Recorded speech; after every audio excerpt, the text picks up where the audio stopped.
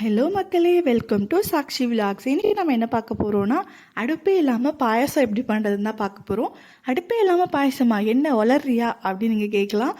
ஆமாம், உண்மைதான். அடுப்பே இல்லாமல் இளநீர் பாயசம் எப்படி பண்ணுறதுன்னு தான் பார்க்க போகிறோம். வாங்க வீடியோக்குள்ளே போகலாம். இதுக்கு 3 பொருள் தான் தேவை.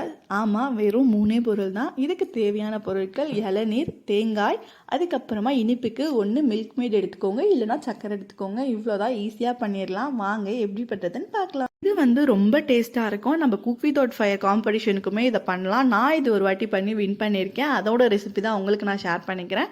இதுக்கு நான் 1 கப் அளவுக்கு இளநீர் இருக்குல்ல, அந்த தண்ணியை ஆட் பண்ணிக்கிறேன். அதே கப்பில் 2 கப் தேங்காய் பால் ஆட் பண்ணிக்கிறேன். முதல் பால் எடுப்போம்ல, அதை ஆட் பண்ணிக்கோங்க. அதுதான் ஸ்வீட்டாக இருக்கும். 1 கப் இளநீர் தண்ணிக்கு 2 கப் தேங்காய் பால் ஆட் பண்ணிக்கோங்க. 1 கப் அந்த தேங்காய் இளநீரில் வழுக்க இருக்கும் பார்த்தீங்களா, அதை எடுத்து அதை அரைச்சி திக்காக அது 1 கப் சேர்த்துக்கோங்க. இது கூட நான் ஸ்வீட்டுக்காக மில்க் மேட் 1/2 கப் ஆட் பண்ணுறேன். எந்த கப்பில் அளவு எடுத்தனோ அதே கப்பில் 1/2 கப் நான் மில்க் மேட் ஆட் பண்ணுறேன். நீங்கள் இதுக்கு பதில் 3/4 கப் சுகர் கூட ஆட் பண்ணிக்கலாம். சுகர் நீங்கள் டேஸ்ட் பார்த்துட்டு ஆட் பண்ணிக்கோங்க. சக்கரை இன்னும் உங்களுக்கு அதிகமாக தேவைப்பட்டால் ஆட் பண்ணிக்கோங்க. ஏன்னா அந்த தேங்காய் பால்லேயே ஸ்வீட்னஸ் இருக்கும். ஸோ நீங்கள் டேஸ்ட் பண்ணிவிட்டு சுகர் இன்னும் வேணும்னா ஆட் பண்ணிக்கோங்க. எனக்கு இந்த 1/2 கப் மில்க் மேடே போதுமான சுகராக இருந்துச்சு. இன்னும் உங்களுக்கு சுகர் தேவைப்பட்டால் மட்டும் நீங்கள் இன்னும் மில்க் மேட் ஆட் பண்ணிக்கோங்க, உங்களோட டேஸ்ட்டுக்கு ஏற்ற மாதிரி. அவ்வளோதான், ரொம்ப ஈஸியான இளநீர் பாயாசம் ரெடி. இப்போ இதை நம்ம கார்னிஷ் பண்ணலாம். கார்னிஷ் பண்ணுறதுக்கு இது தேவைன்னா நீங்கள் ஆட் பண்ணிக்கோங்க.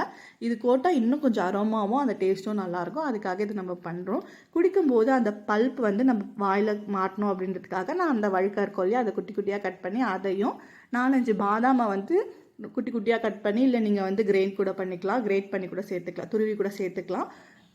அதுக்கப்புறம் ஒரே ஒரு ஏலக்காவை நான் பிச்சு அதில் போடுறேன். ஏன்னா அந்த வாசனை சூப்பராக இருக்கும், அந்த அரோமா. அதுக்காக நான் ஒரே ஒரு ஏலக்காவை அதில் போட்டிருக்கேன். அவ்வளோதான், டேஸ்டான இளநீர் பாயாசம் ரெடி. பார்க்கும்போதே செம்ம டெம்டிங்காக இருக்கும். கண்டிப்பாக நீங்கள் இதை பண்ணி பாருங்கள். ரொம்ப ஈஸி, இப்படின்றதுக்குள்ளே பண்ணிடலாம். ஏன்னா கெஸ்ட்டு வந்தால் கூட பாயசம் வைக்க அவ்வளோ நேரம் நம்ம வெயிட் பண்ண வேண்டியதில்லை. ஒரே ஒரு இளநீரும் தேங்காய் பாலும் இருந்தால் போதும், சட்டுன்னு பண்ணிடலாம். கண்டிப்பாக நீங்கள் இதை டேஸ்ட் பண்ணி பார்த்துட்டு, ட்ரை பண்ணி பார்த்துட்டு எப்படி இருந்துச்சுன்னு மறக்காமல் கமெண்ட் பண்ணுங்கள். இந்த மாதிரி நிறைய வீடியோஸ் பார்க்க நம்ம சேனலை சப்ஸ்கிரைப் பண்ணிக்கோங்க. இதை நான் ஒரு பானையில் வச்சு ஃப்ரிட்ஜில் வைக்க போகிறேன். சில்லுன்னு சாப்பிட்டா அட்டகாசமாக இருக்கும். அதனால தான் நான் இதை பானையில் மாற்றிருக்கேன். இதை பானையில் போட்டு நம்ம இப்படியேவும் சர்வ் பண்ணலாம், இல்லை ஃப்ரிட்ஜில் வச்சு சில்லுன்னுமே சர்வ் பண்ணலாம். அது இன்னமும் சூப்பராக இருக்கும். ஸோ கண்டிப்பாக நீங்களும் ட்ரை பண்ணி பாருங்கள். ஸோ மறக்காமல் நம்ம சேனலை சப்ஸ்கிரைப் பண்ணிக்கோங்க. இன்னொரு வீடியோவில் பார்க்கலாம். பாய்.